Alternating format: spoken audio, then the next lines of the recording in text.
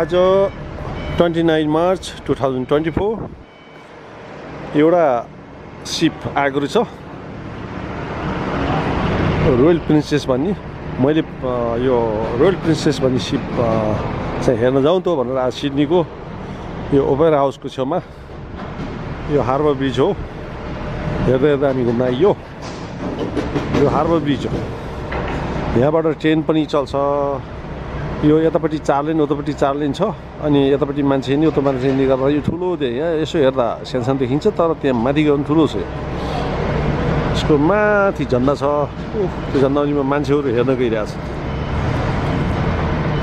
म तपाईँहरूलाई देखाउँछु। यो झन्डाको बिचमा केही मान्छेहरू उभिएको देख्नु भएको छ। सिडनीको झन्डाको मुनिपट्टि ती मान्छेहरू यहाँबाट यो पिलर छ यस्ताबाट यो चट्टै माथि गएर हो त्यो झन्डाको मुनिपट्टि गएर अनि हेर्न पाइन्छ। यता सिडनी मार्केटको हेर्न पाइन्छ तर टिकट चाहिँ अलि महँगो छ।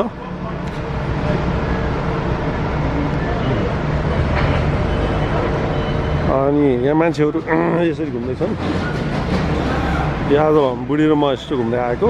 यो सिप आउँदैछ भनेर मैले पहिला सिपमा काम गरेको हुनाले अनि मलाई सिप आयो भने हेर्न मन लाग्छ। त्यो भयो हुनाले मलाई चाहिँ रमाइलो लाग्छ। अनि आज घुम्दै घुम्दै आज सिप आएको थाहा पाएर म यहाँ आइपुगेँ। यो सिडनीको अब यो बजार हो, यही हो सिडनीको यो सर्कल की भन्छ। यही नै यस्तो मार्केटहरू छ अनि यहाँ मान्छेहरू आउँछन्। यहाँ हेलिकप्टरले घुमिरहेको हुन्छ, वाच गरिरहेको हुन्छ।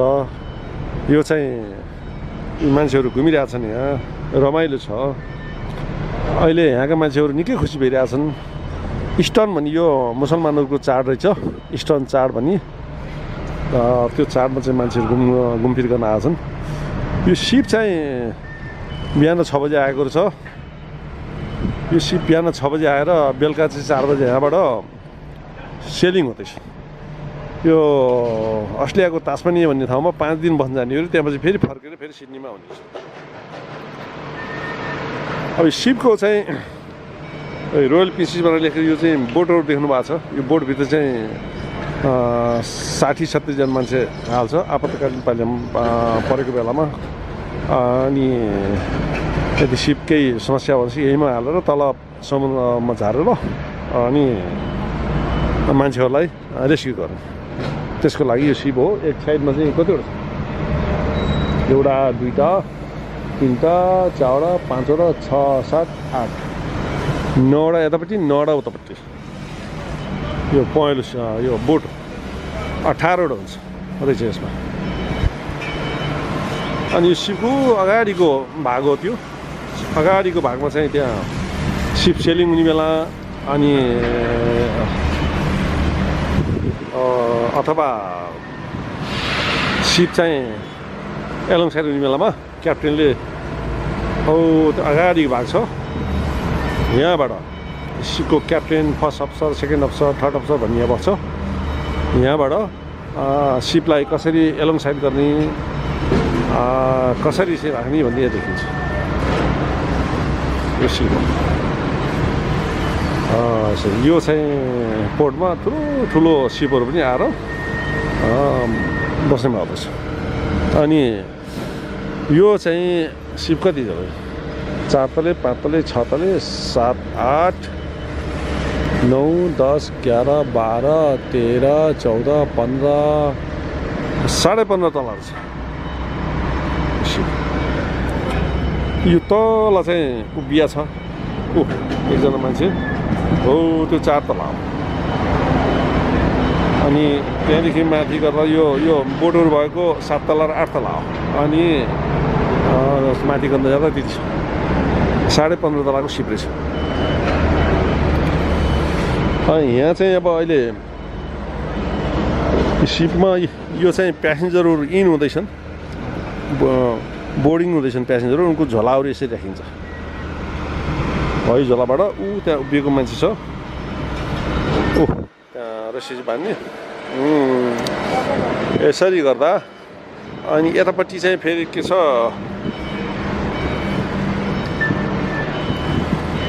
प्रोभिजनको आइटमहरू राखेको छ।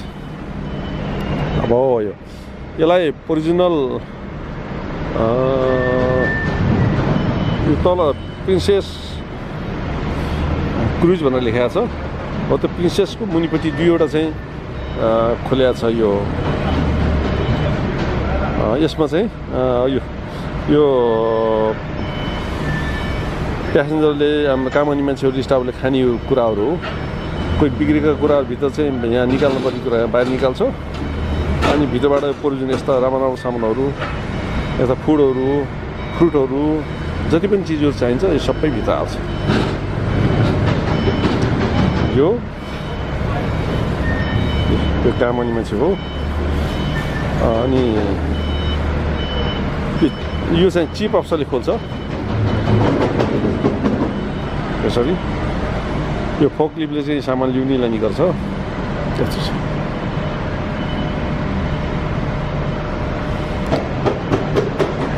अनि अब यो भिडियो बनाउँदै जाँदाखेरि अब हेर्दै जाउँ।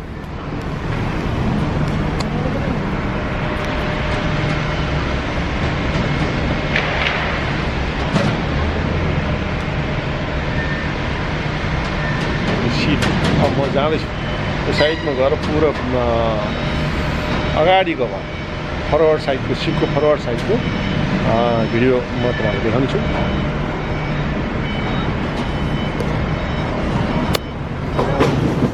यो चाहिँ ओपेरा हाउसमा ह्याप्पी न्यु इयरमा चाहिँ पुरा फायरवर्क्स गर्छ। यहीँमा हो। यहाँ तलपट्टि यो चौरहरूमा मान्छेहरू बस्छ त्यहाँ हेर्नको लागि। यतापट्टि साइडमा मान्छेहरू बस्छ हेर्नको लागि। मेटक्याफ बोल भन्ने लेखाएको छ कि। अब यो सिपको एकदमै फरवर्ड भागतिर जाँदैछु। प्यासेन्जरहरू बोर्डिङ हुँदैछ।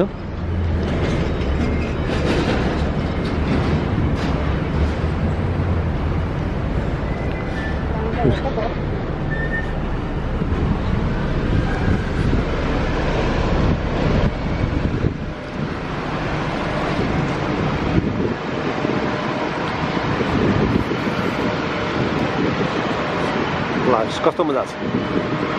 माथि चाहिँ पुरै बाल्कनीहरू देखिया छ। यो सबै चाहिँ कोठाहरू हो। कुर्सीहरू छ पुरै। कुर्सीमा बस्ने प्यासेन्जरहरूले बाहिर चाहिँ सिप सेलिङ हुँदाखेरि कुर्सीमा बस्ने समुद्रमा चाहिँ सत्र समुद्र हेर्दै जाने ठाउँ हो। यो ग्याङ हो। यो बाहिरबाट आउने मान्छे यसरी भित्र पस्दैछ। यो बोर्डिङ हुँदैछ। यहाँ के लेखाएको छ ओभरसिज प्यासेन्जर टर्मिनल भनेर लेखाएको छ।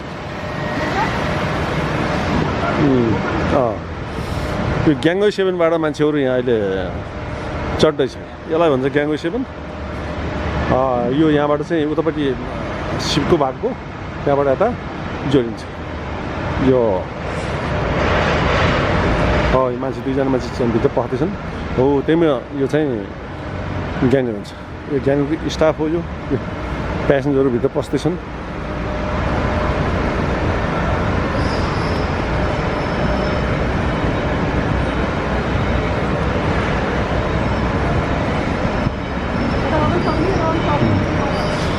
त्यो दुईवटा ग्याङ्गो खोलेर छ। ग्याङ्गो 7मा दुईवटा खोलेर छ। यताबाट पनि चढ्दैछन्। यो व्हिल चेयरवाला मान्छेलाई त्यहाँका कामनी मान्छेहरू लर जाँदैछन्। त्यहाँका क्रू कामनी क्रूले व्हिल चेयरमा मान्छेहरूलाई हिँड्न नसक्ने मान्छेहरू बसेर हेरिरहेको छन् माथिबाट। यी मान्छे अब यहाँबाट भित्र पस्दैछन्। रमाइलो छ। यो सेक्युरिटी हो। त्यो सेतोकोबाट लगाएको छ। यसको सेक्युरिटी अफिसर त्यसले सबै चेक गर्छ। पुरै कार्ड चेक गर्छ, पासपोर्ट चेक गर्छ, सबै सामान चेक गरेर मात्र भित्र इन्ट्री हुँदैछ।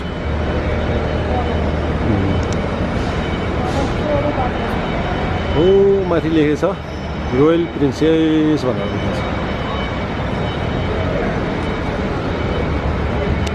यो सिपको ठिक उतापट्टि बायाँपट्टि सिपले छेकेको छ। ओपेरा हाउस त्यहीँ नै छ।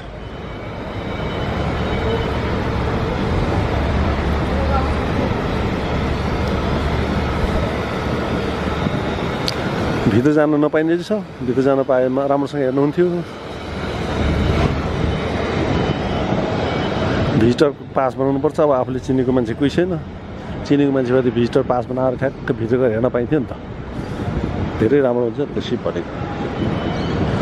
अब यहाँबाट यो सिपको एकदमै अगाडिको फ्रन्ट भाग हो। यो अगाडि त्यो कालो सिसा भएको अलिकति दाहिनेतिर एउटा एक्स्ट्रा पार्ट देख्यो सिपको। त्यहाँनिरबाट सिपको क्याप्टनले ह्यान्डलिङ गर्छ सिपलाई।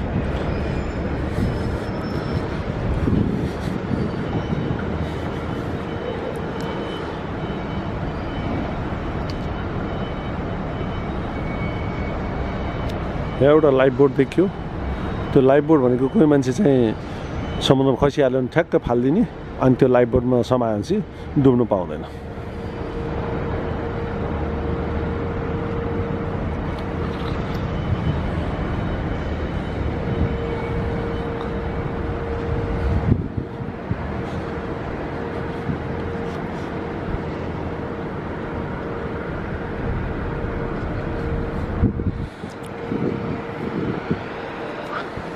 यो प्यासेन्जर क्रुजिङ बस आयो। यसमा मान्छेहरू भित्र बसेर यसले घुमाउन लान्छ।